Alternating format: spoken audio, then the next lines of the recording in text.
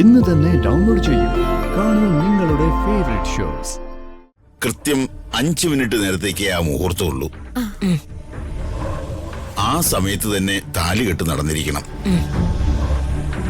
അത് ഞങ്ങൾ നടത്തിയിരിക്കും ജോത്സരെ. ആ, നാളെ രാവിലെ 11-നും 11:05-നും ഇടയ്ക്കുള്ള മുഹൂർത്തം കുറിച്ചോട്ടെ. നമ്മൾ തീരുമാനിച്ചതനുസരിച്ച് ഇവരുടെ കല്യാണം നാളെയാണ്.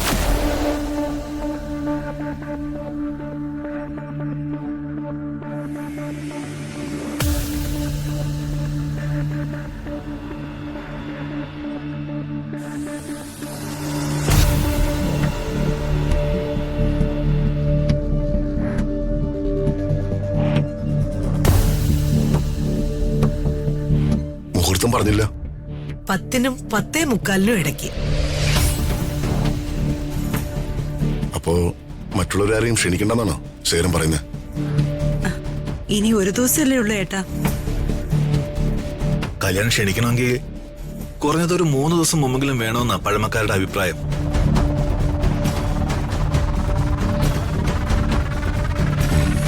ഒരു കണക്കിന് നല്ലതാ.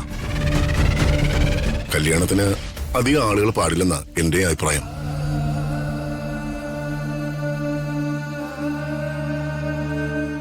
നമ്മൾ മാതൃക കാട്ടിക്കൊടുത്തിലേക്ക് വേറെ ആര് കാട്ടിക്കൊടുക്കാനാ? കല്യാണത്തിന് നമ്മുടെ വീട്ടുകാർ മതി, ചെറുക്കന്റെ പെണ്ണിന്റെ വീട്ടുകാര്.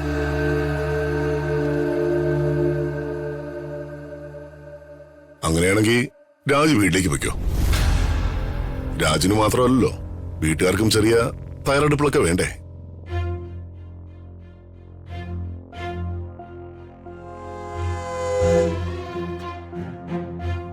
രാജു,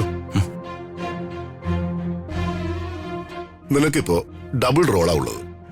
അവിടുത്തെ കാര്യങ്ങളും ഇവിടുത്തെ കാര്യങ്ങളും ഒരുമിച്ച് ചെയ്യണം. അത് മറക്കണ്ട.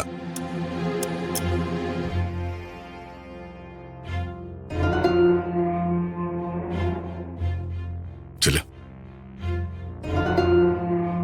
മോള് വാ. അമ്മമ്മേ, ആ, നമുക്ക് പോവാം. ആ ശരി. വാ മോളെ.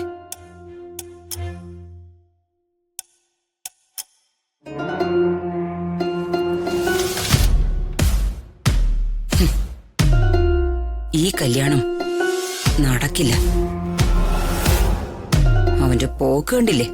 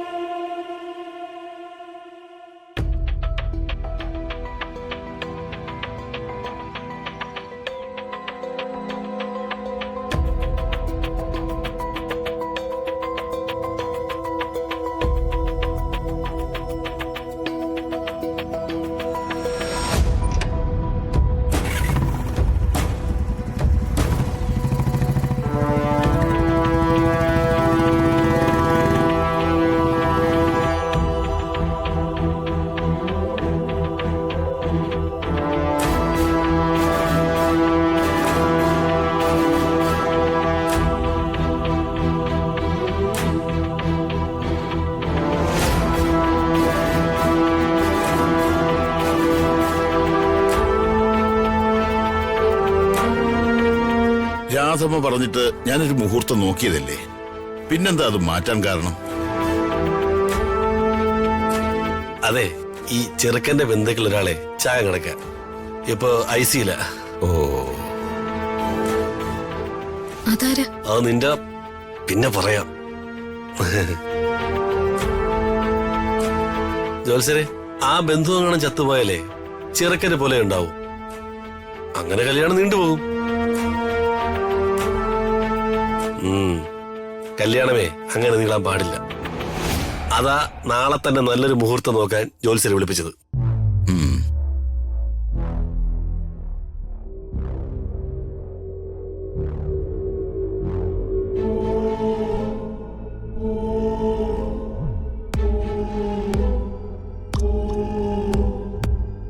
നാളെ നല്ല മുഹൂർത്തമൊന്നും ഇല്ലല്ലോ. അങ്ങനെ പറയല്ലേ ജോത്സ്യരെ. ഈ കുട്ടിയുടെ അല്ലേ കല്യാണം? അതെ. നാളെ അത്ര നല്ല ദിവസമല്ല. ഒരു മംഗളകാര്യത്തിനുള്ള മുഹൂർത്തം ഒന്നും കാണുന്നില്ല. അങ്ങനെ പറയില്ല ജോത്സരെ. എങ്ങനെയെങ്കിലും ഒരു മുഹൂർത്തം ഒപ്പിച്ചെന്നേ പറ്റൂ. അത്രയ്ക്ക് ക്രിട്ടിക്കൽ സിറ്റുവേഷനാ.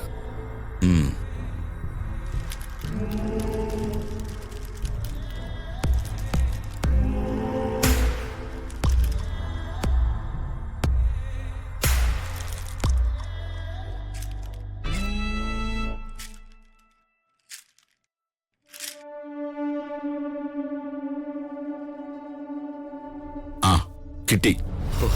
ഭാഗ്യായി. കൃത്യം 5 മിനിറ്റ് നേരത്തേക്കേ ആ മുഹൂർത്തമുള്ളൂ.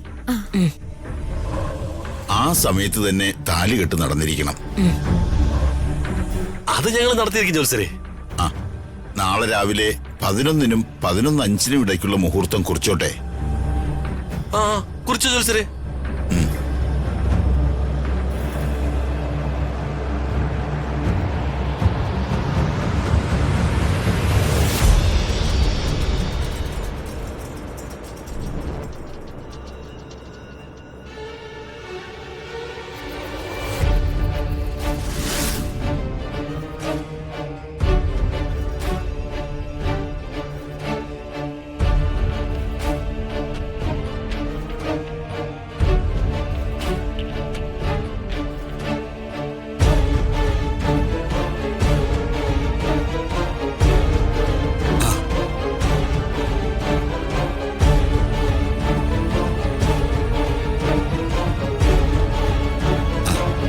ഞാൻ നിന്നെ കാത്തു നിൽക്കുകയായിരുന്നു.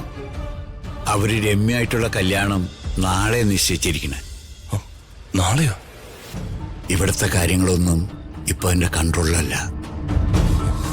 ഞാൻ സാധാരണ അച്ഛന്മാരെ പോലെ വെറുമൊരു കാളവണ്ടി മാത്രമായിരുന്നെന്ന് ഇപ്പോഴാ അറിയണത്. വെറും ചുമട് താങ്ങി, അല്ലെങ്കിൽ വെറും കറിവേപ്പില. അച്ഛാ, ഇപ്പോ ഞാനിപ്പോ എന്താ വേണ്ടേ? നീ എന്താ വേണ്ടെന്ന് നീ തന്നെ തീരുമാനിക്കേ. ഒരു കാര്യത്തിന് നിർബന്ധിക്കാൻ ഇനി ഞാൻ തയ്യാറല്ല. എനിക്ക് പറയാനുള്ളതൊക്കെ ഞാൻ പറഞ്ഞു കഴിഞ്ഞു. നിന്റെ മനസ്സിന് ശരിയെന്ന് തോന്നുന്നത് മാത്രം നീ ചെയ്യാം. കാരണം മുന്നോട്ട് ജീവിക്കേണ്ടത് നീയാ. അച്ഛാ, ഞാൻ നിന്റെ സ്വാതന്ത്ര്യം നിന്റെ അവകാശമാണ്. അതിലൊന്നും അമിതമായി കയറി ഇടപെടാൻ ഞാൻ തയ്യാറില്ല. അച്ഛാ, അത് ഒരു പിതാവിന്റെ സ്ഥാനത്ത് നിന്ന് പറയാനുള്ളതെല്ലാം ഞാൻ പറഞ്ഞു കഴിഞ്ഞു. അതെന്റെ ശരികളാണ്. നിനക്കത് ശരിയായി തോന്നണമെന്നില്ല. അച്ഛാ, എന്റെ മനസ്സ് ആകെ പതറുക. മനസ്സ് പതറരുത്. എന്തിനാ നീ വല്ലാതെ പതറുന്നത്?